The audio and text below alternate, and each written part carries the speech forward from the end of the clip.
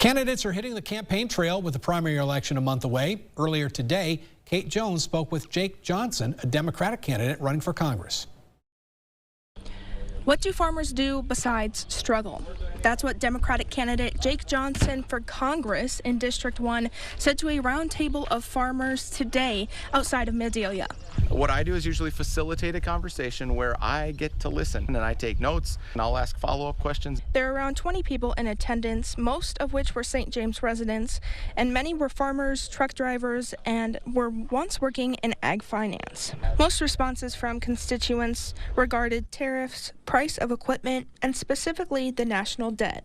You can't keep go on. We're going to bankrupt this country. And that is my number one biggest concern. One was very concerned about the repercussions of Trump's big, beautiful bill. The tariffs are now in such a state of confusion.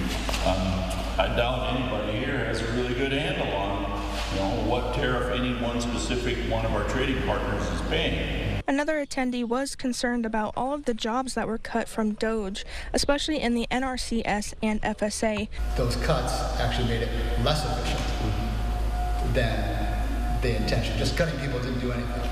Candidate Johnson is hoping to fix the issues the people raised. So for me, it's going to D.C. to end the tariffs, end the Iran war, get a Congress that's actually fighting for our farmers, small business owners, families. And so going to D.C. to try to tackle some of these problems, solve them in a bipartisan way, work with anybody who's willing to work with me to try to get some solutions for people. Since launching, Johnson has raised over $1.8 million, according to his campaign. We're very proud that we do not take money from corporations. We're funded by real people. We actually advocate to end Citizens United to make sure that we get that corporate money out of politics. Candidate Jake Johnson does have several more roundtables planned to speak with constituents.